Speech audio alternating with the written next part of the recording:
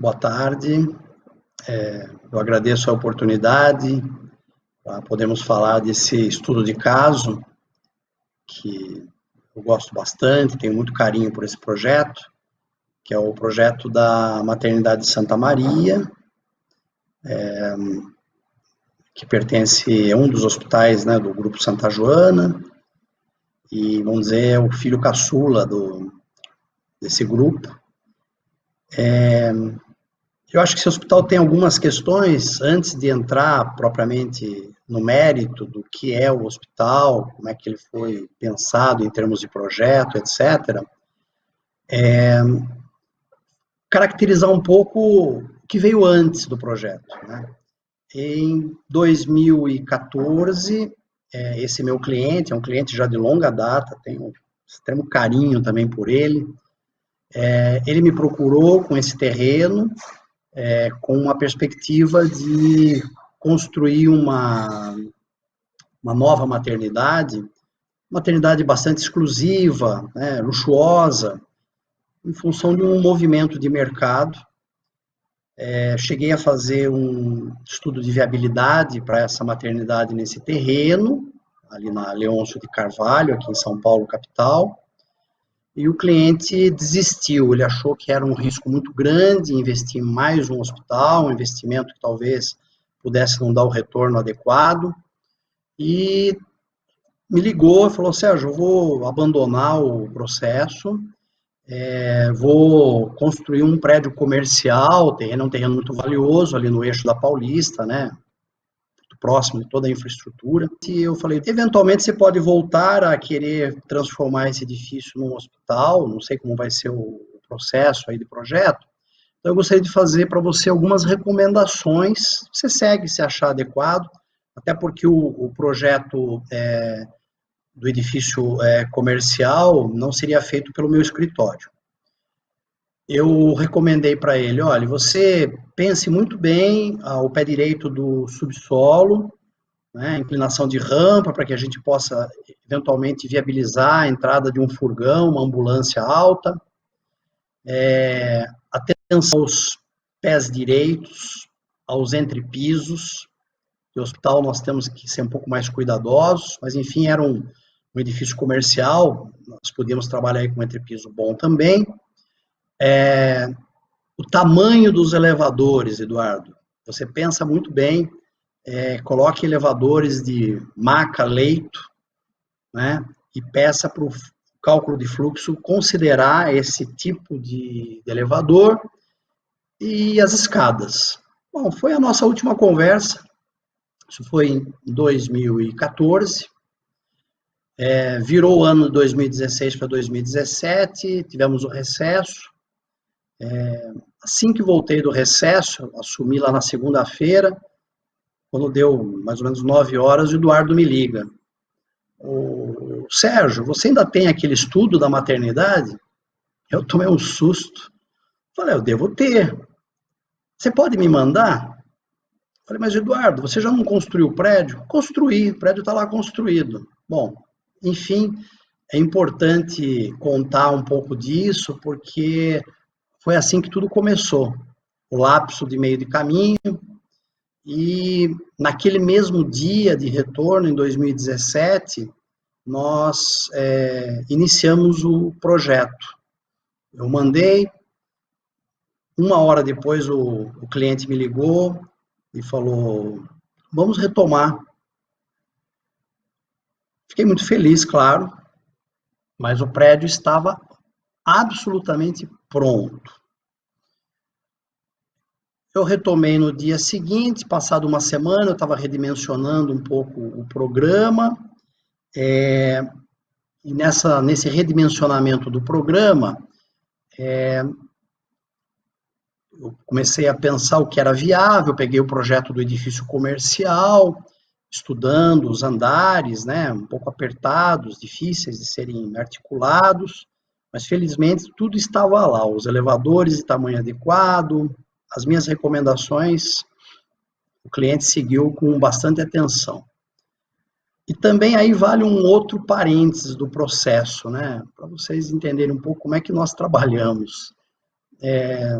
não passou nem uma semana, o cliente me ligou e falou assim, já estou desmontando o prédio por dentro, o projeto está pronto? Parece brincadeira. E assim começou a correria, né? O projeto sendo feito com mínima antecipação em relação à execução da obra. Então, nos situando, é um terreno localizado na Leôncio de Carvalho, que é aqui uma transversal da Avenida Paulista, ali perto do Sesc da Paulista, do Instituto Cultural Itaú, um terreno de remembramento de vários lotes, antiga uma área bem residencial anteriormente, em torno de 2.500 metros quadrados, e que já tínhamos uma definição da construção, né? Ou seja, a área estava dada. Eu tinha 10 mil metros quadrados para poder fazer o nosso hospital. Obviamente, a montagem do programa foi bastante trabalhosa, mas felizmente eu tenho um contato já de mais de 20 anos atendendo esse cliente na área hospitalar e conheço bem como ele pensa, de que forma ele trabalha.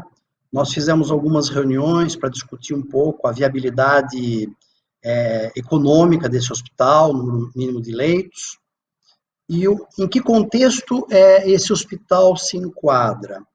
Ele se enquadra numa transformação de cenário da medicina em grupo no Brasil, dos planos de saúde, em que esse hospital acostumado a fornecer e ser referência, né, dos planos de saúde de padrão mais elevado, como maternidade, percebe que há uma demanda efetiva, um pedido, inclusive, das operadoras, para que nós pudéssemos também no grupo oferecer um hospital em regime de enfermaria.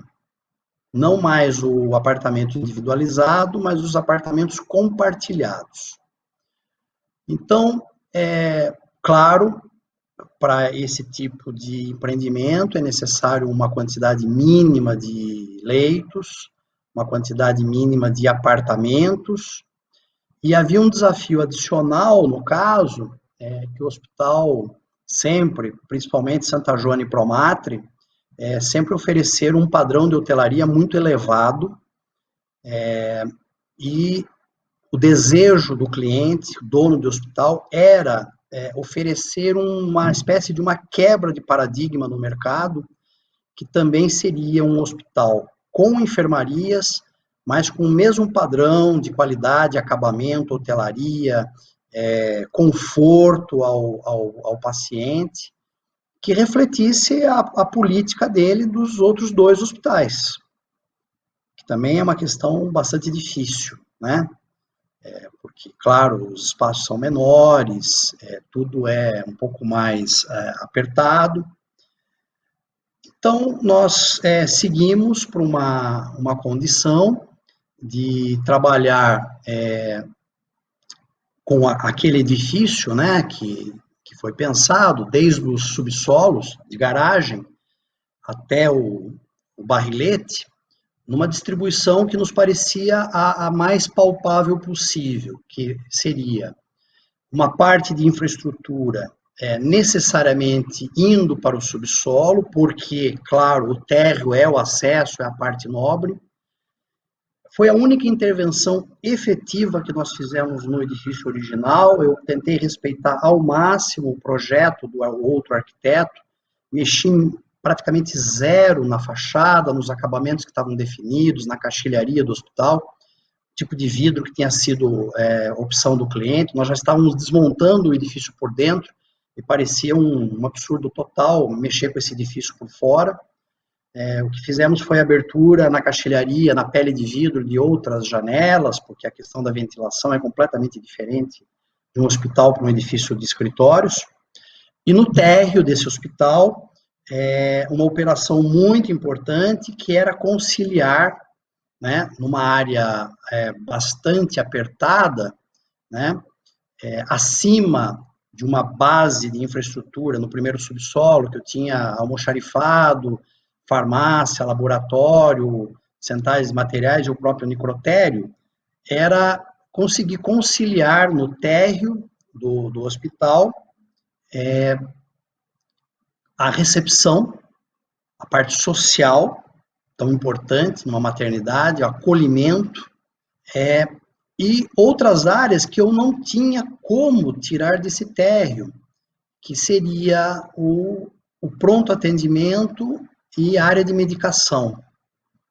Então, esse térreo não estava preparado em termos de área confinada para tudo isso. Então, nós propusemos no térreo uma modificação da caixilharia, sim, e a construção era um pé direito duplo em todo o térreo, né, que era o lobby do prédio de escritórios, manter apenas uma pequena área como lobby de pé direito duplo, que desce a escala, né, de quem chega da cidade, ainda ser recebido numa escala mais vertical, e o restante desse pé direito duplo seria ocupado por um mezanino metálico. A estrutura estava preparada para isso, felizmente, tivemos que trabalhar um pouco aí com uma estrutura mais leve. E o porquê desse mezanino? Porque eu precisava fazer um certo empilhamento e resolver algumas áreas que não seriam possíveis de se instalarem nos pavimentos tipo do prédio de escritório, até por uma deficiência de área útil daqueles pavimentos. Então, esse mezanino ele veio para acolher na parte inferior toda a parte de emergência, urgência e medicação do hospital, e acima disso, uma outra área cuja base era a UTI adulta, né?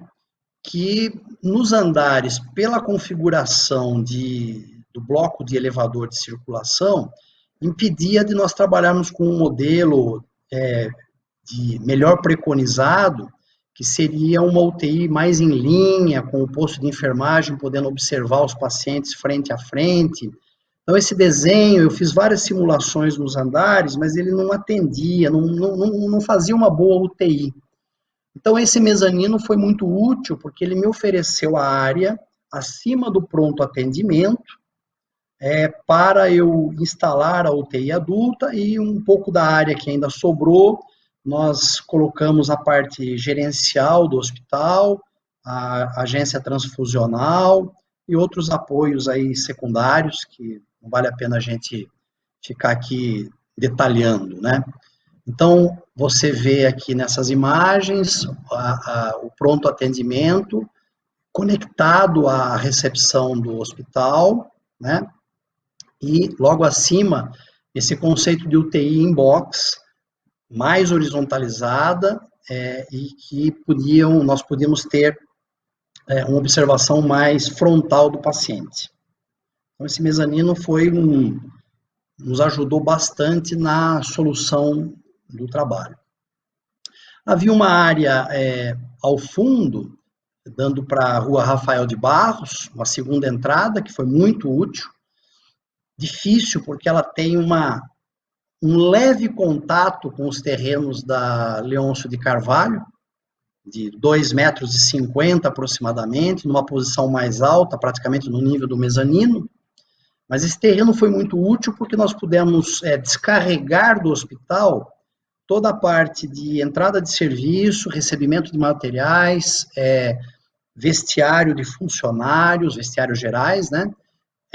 Cozinha, o serviço de nutrição e dietética e o próprio refeitório do hospital, e também conseguir fazer uma espécie de um fluxo pelo fundo do hospital, pelo recuo de fundo do hospital, dentro daquela faixa possível de ser ocupada de até 10 metros de altura, né, que a legislação nos permite, fazer um fluxo de acesso de funcionários, entrada e saída, troca de turno, pelo perímetro externo do hospital. Então, nós entramos pela Rafael de Barros, contornamos o hospital, de quem olha da Leôncio de Carvalho, no recuo lateral direito, existe uma escada, um sistema de locomoção, aí, acessibilidade dos funcionários, em que eles vão para o primeiro subsolo, como eu já disse anteriormente. organiza alguns fluxos de apoio, e a partir das torres de circulação vertical, esses funcionários conseguem circular livremente pelo hospital sem a necessidade de passar pelo hall social, que era um desafio muito grande, difícil de ser resolvido nessa conversão de um hospital, de um edifício comercial para um hospital. São fluxos completamente diferentes, né? A questão limpo e sujo no hospital é muito mais complexa e difícil de se resolver do que num edifício de escritórios. Então, essa serpentina ao redor dessa massa da torre acabou viabilizando os fluxos adequados e o próprio hospital. Tem que passar um pouco por essa etapa mais descritiva para nós entendermos um pouco como é que isso funciona. Aí um pouco a parte social, a diretoria do hospital, a UTI, como eu falei, sempre muito envidraçada, o isolamento ao lado do posto de enfermagem, os leitos normais de UTI frontais ao posto de enfermagem, iluminação natural na UTI. E naquela parte do fundo que eu falei, no bloco de serviço, que praticamente com isso a gente conclui a conceituação desse embasamento do térreo e mezanino do hospital. Eu diria que essa cozinha está no hospital, no mezanino do hospital. E as demais áreas ligadas ao serviço de nutrição e dietética já se distribuem pelos andares. Na cozinha central que eu mostrei, é feita a preparação básica de tudo, a montagem, mas a finalização e a última montagem para a entrega dos pacientes, ela é feita andar ao andar. Então, cada andar tem a sua copa de serviço, em que esse serviço é feito. Mesma coisa acontece também na área de conforto médico, etc. Bom, aí eu acho que vamos ao que é, né, o hospital, vamos dizer assim, a essência do hospital, que é a internação, né? Então, nós tivemos que fazer muitos estudos para trabalhar numa ótima ocupação desse pavimento, com a mínima área de circulação, atendendo às calibragens exigidas pela legislação, pela RDC, e tentar conseguir um coeficiente o mais enxuto possível entre a área útil e a área ocupada, ou seja, um coeficiente realmente, não havia a menor hipótese nós pensarmos em circulações na faixa de 30% do andar, inviabilizava totalmente o andar. Então, a circulação foi um desafio muito grande. Outro desejo, acho que é uma questão obrigatória, era trabalhar com todos os leitos iluminados e ventilados naturalmente. Isso era uma decisão de projeto, o prédio também permitia isso.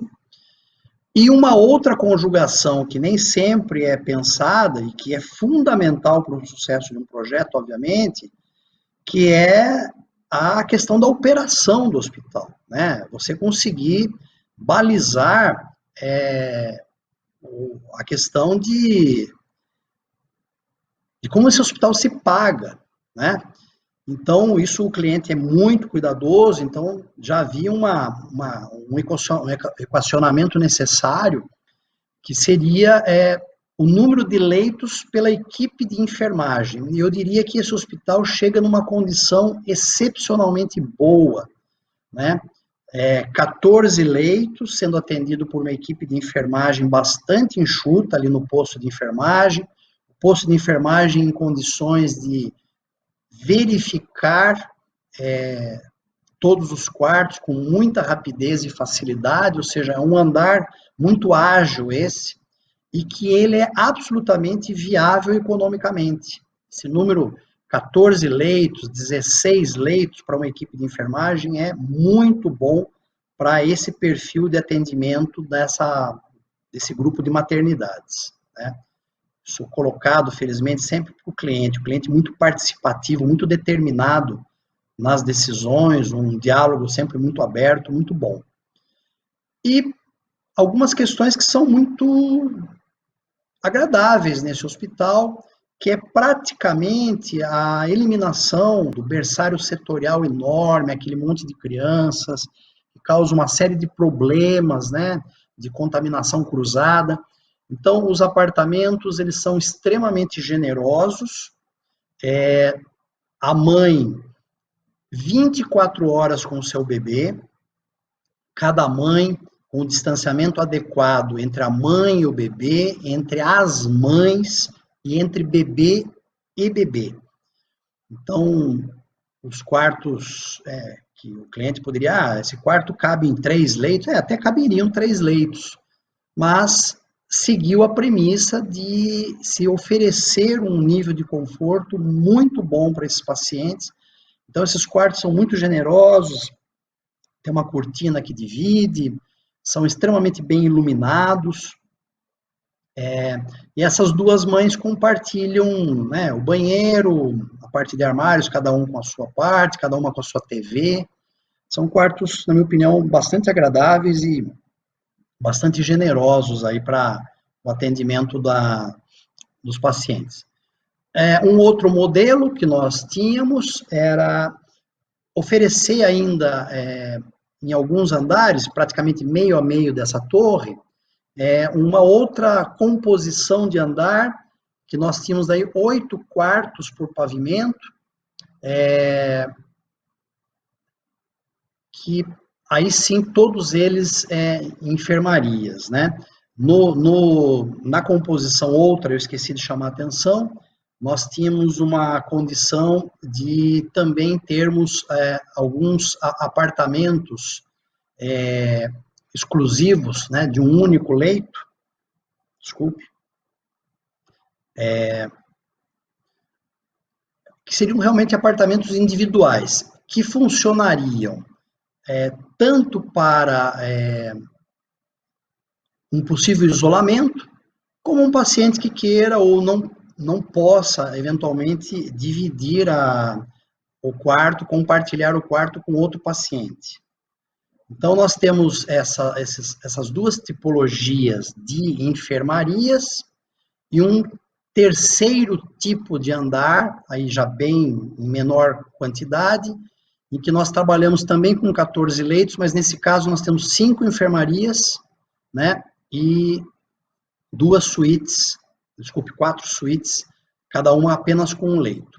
Com isso, o cliente consegue trabalhar também com uma sazonalidade. Nós estamos falando em maternidade, mas não é só maternidade, é um centro de atendimento à mulher. Então, nós temos cirurgias voltadas à mulher, além de parto cirúrgico, parto normal. Então, essa variação por andar, ou seja, não nos entregarmos a um tipo resolvido, isso se repete, ofereceu ao cliente um jogo de cintura para que ele possa, dependendo da condição de internação, do estado da paciente, da gravidade da paciente, poder intercalar essa paciente no andar e também com isso ter um atendimento mais adequado. Então, acho que essas 3 conjunções de situações nos andares, elas são positivas aí nessa torre tipo. Eu volto a ressaltar que essa questão da iluminação, né, dessa helioterapia, eu sempre defendo nos projetos que eu faço, a máxima insolação, a máxima ventilação, o uso do ar-condicionado é uma opção. Todos os quartos têm ar-condicionado? Todos os quartos têm ar-condicionado. O paciente pode trabalhar com o quarto absolutamente lacrado? Ele pode trabalhar e o ar-condicionado está adequado para isso em condições hospitalares. Mas ele quer usar o quarto com ventilação natural, ele pode trabalhar. E aí, a parte de escurecimento, exatamente como eu falei, para não deturpar o projeto original do meu colega, né, do prédio comercial, eu optei por resolver toda a parte de escurecimento interna, são espécies de blackouts em rolô embutidos, quase não se percebe aqui, mas que garante o pleno escurecimento do quarto, né? E com isso a gente conseguiu preservar bastante a fachada, a integridade do edifício original, que era uma preocupação. Bom, naquele esquema inicial, que nós vamos então empilhando, passamos pelas internações, agora quase chegando no bloco cirúrgico, né, que eu levei para a cobertura, depois eu explico. Nós temos como elemento intermediário entre a área cirúrgica e a área de internação, as UTIs neonatal, que trabalham também em áreas compartilhadas, são 4 salas, com 8 berços em cada sala. Novamente, essa equação da maximização dos recursos e um atendimento preconizado adequadamente, sem excesso de crianças, mas sem também que se inviabilize a operação do hospital. Então, nós temos aí uma equipe por sala, 8 leitos por sala é uma boa situação. Claro que isso vai variar a menor dependendo do grau de gravidade dessas crianças. Então, o limite dessas salas são 8 leitos, que é muito bom, e de uma situação desde a porta do semicrítico ao crítico, vai se fazendo a subtração de leitos das salas, que essas isoletes vão sendo guardadas aí nos depósitos, na parte de infraestrutura, e essa sala vai se tornando mais crítica conforme haja necessidade e também atende à sazonalidade do hospital. Nesse mesmo andar, também com aspecto de humanização, a luz, sempre, a sala de mães, que muitas vezes passam o dia todo aí no hospital acompanhando os filhos, então também oferecer para elas um conforto de permanência. Essas mães têm dificuldade de ficar em outros andares, porque não estão vendo a criança, sentem a necessidade de ficar no mesmo andar do seu bebê, então também elas são acolhidas aí. E a parte que atende a nossa legislação, as utilidades, os vestiários aí para as mães se paramentarem, não necessariamente de barreira. Então, nesse andar se resolve essa UTI neonatal, sempre trabalhando com esse conceito da máxima transparência, tanto para a luz natural chegar no limite, no miolo do edifício, como também para a própria sala, ter um grau de salubridade, saber se é dia ou se é noite. Nessas situações, nós trabalhamos por dentro da pele de vidro, com um emparedamento mais alto, por um problema de resolução das instalações, e trabalhamos com um sistema de brise embutido entre vidros, que era necessário aí para um problema de salubridade dessas áreas mais críticas, limpas, né? Então, a gente consegue aí ter um nível de escurecimento e doseamento da luz natural bem mais cuidadoso, delicado, e sem que também haja áreas impregnantes, como seria um rolô, uma superfície um pouco mais difícil de ser limpa e higienizada. Acho importante ir falando, porque tudo vai somando, né? O escritório que desenha o hospital, desenha essa caixilharia, define o forro acústico, se preocupa com um certo aquecimento do ambiente pela definição dos materiais, algum madeirado, e cada lugar do hospital sendo entendido conforme as suas necessidades, conforme as suas exigências, sem generalizações. Acho fundamental, num projeto de hospital, que o arquiteto, sempre que possível, desenhe do edifício à cadeira. Né? Nós temos que nos preocupar com tudo, então a equipe ser muito atenta a como é que cada um desses elementos vão sendo colocados, a ambientação, e eu digo que um bom hospital, a parte da questão da conceituação e do bom cliente, que são 2 elementos essenciais, um bom hospital passa por um bom detalhamento, um bom projeto executivo. Ilusão quem acha que é possível construir um hospital com escala 1 para 100. O hospital é 1 para 100, 1 para 50, 1 para 20, 1 para 5, 2 para 1. Se você não trabalhar com esse nível de escalas do âmbito da arquitetura, muito difícil de você conseguir chegar a um projeto que realmente funcione, atenda às normas e seja uma boa arquitetura, né? Uma boa arquitetura porque ela pensa no todo, na parte, não porque ela é bonita ou feia.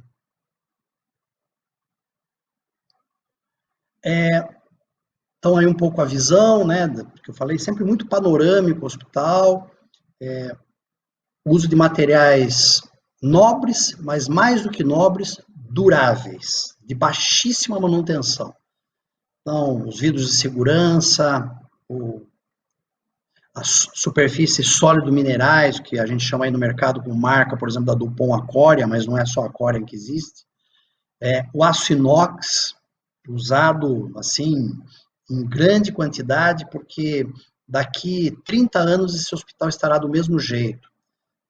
Superfícies bastante laváveis nas paredes, etc. Tá? Acho que isso também é importante. E aí, claro, uma conjugação nossa, do cliente, trabalhar com uma linguagem sempre muito limpa, do essencial, que tem a ver um pouco também com a linha de trabalho do nosso escritório. E aí chegamos nos 2 níveis cirúrgico-obstétrico. Não era possível realizar essas 2 operações de centro cirúrgico e centro obstétrico num único nível, e eu particularmente defendo que é muito interessante numa maternidade nós trabalharmos com essa separação mais dura. Os níveis de contaminação são completamente diferentes entre um centro cirúrgico e obstétrico, lembrando que o centro cirúrgico, ele não é só parto cirúrgico, trabalha-se toda uma gama de cirurgias corpo aberto ou por endoscopias, né, laparoscopias.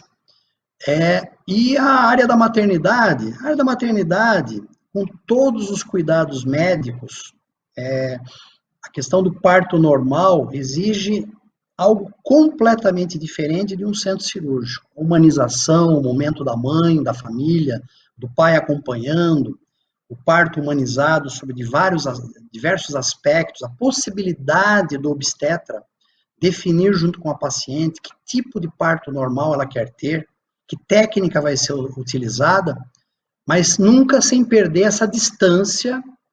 Estamos falando de um hospital, no hospital existe intercorrência, existe emergência, né? Então, vocês podem perceber que nesse núcleo de circulação, aí já vale a pena dizer, nesses andares, um dos elevadores se caracteriza exclusivamente de pacientes. 2 atendem o hospital como um todo, o transporte do paciente já bem, mas um elevador, ele é dedicado ao transporte vertical de pacientes, tanto desde a UTI adulta, pronto atendimento, andares de internação, andares cirúrgicos, né? E nos andares cirúrgicos ele ainda se configura numa cápsula, numa barreira, que o separa completamente, caso algum desavisado consiga entrar nesse elevador que é restrito, controlado, ainda assim ele não consegue invadir as áreas limpas, que era uma questão essencial para ser pensada. Outro dado que eu quero aproveitar aqui agora é o entendimento do sistema de evacuação desse hospital. Tão enxuto, tão diferente de um edifício de escritórios, então todo esse núcleo composto por 3 elevadores e escadas se configuram como uma área de contingência, uma área de escape do hospital e de acumulação. Todo esse conjunto de elevadores, posto de elevador, casa de máquinas e escadas, ele é pressurizado.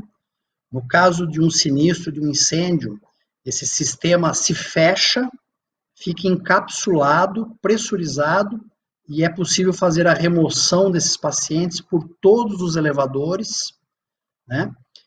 O que daria uma velocidade de evacuação muito positiva para o porte desse hospital. Então, esse núcleo ele é muito estratégico, e eu achei que ele ficou muito bem resolvido, espero que nunca seja usado, mas no caso de uma necessidade, ele atende muito bem como sendo essa cápsula de sobrevivência bem ali no miolo. Então as portas corta-fogo são todas automatizadas, elas se fecham, dá para perceber um pouco pela planta, e eu tenho essa área de escape.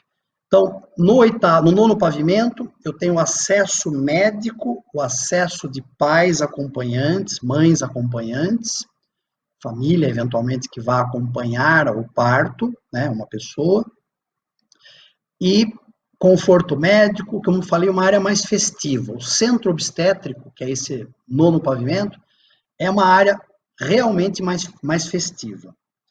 E aí nós temos algo que é muito importante nesse hospital, que são as salas de parto humanizado, né?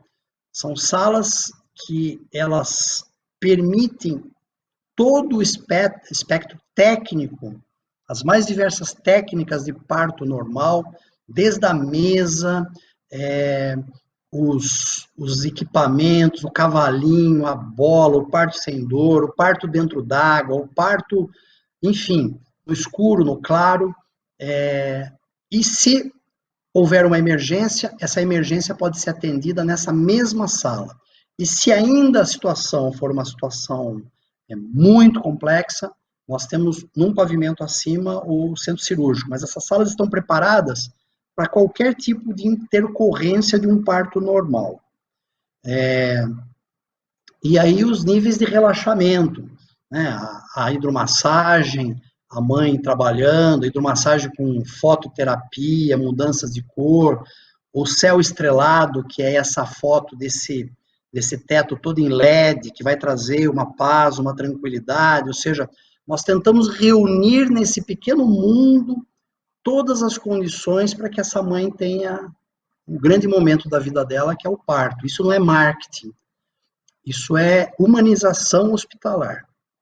Né? Então, trazer essas várias possibilidades e deixar que a paciente faça as suas opções, e não façam as opções por ela, eu acho que é uma questão incrível que precisa ser sempre enfatizada, né, nessas soluções. Então, essa é uma das salas de parto normal, o tal do Labor Delivery Room, né, LDR, mas que eu gosto de chamar sempre de sala de parto humanizado. Acho que essa é a tradução para a nossa língua portuguesa. E aí, no pavimento acima, 10º pavimento, já estamos quase acabando, temos as 5 salas cirúrgicas, são salas de porte médio e grande, ou seja, salas na faixa de 35 metros quadrados ou entre 25 e 30 metros quadrados, algumas para cirurgias maiores, principalmente as salas já preparadas para cirurgias por vídeo, e a RPA. Então, se vocês perceberam, existe uma escada interna que liga o andar de baixo com o andar de cima e um elevador exclusivo para garantir, claro, a acessibilidade, e algum médico que não queira utilizar essa escada, normalmente eles querem pela agilidade. Então, eu tenho um vínculo muito estreito por essa escada interna que não existia no hospital. Tivemos que fazer uma pequena ruptura de laje para encaixar essa escada, porque ela era essencial para articular esses 2 pavimentos, o 9º e o 10º pavimento. E aí, então, uma sala cirúrgica de bom porte, uma sala para cesárea, para qualquer outro tipo de cirurgia, com direito a toda a tecnologia. E aí é outro dado estratégico. Por que nós somos levando essa área cada vez mais acima? Porque eu preciso de um pavimento técnico. E eu não podia, nesse cálculo, né, econômico-financeiro do hospital, desperdiçar um andar de pé direito alto para esse tipo de coisa. Então, esse último pavimento do edifício, no projeto original, era um escritório com pé direito duplo. Então, aí nós construímos mais uma estrutura metálica para que nós pudéssemos fazer o que, na minha opinião, é a melhor situação técnica para um centro cirúrgico. A máquina, o filtro absoluto, o equipamento por sala, localizado exatamente sobre a sala. Então, são salas com fluxo laminar, né? E o equipamento está localizado exatamente em cima, isolado, eu posso fechar uma sala, fazer uma manutenção, posso fazer qualquer visita técnica aos equipamentos sem nenhuma interferência de equipe de manutenção dentro do centro cirúrgico. Então, aí é um pouco as RPAs.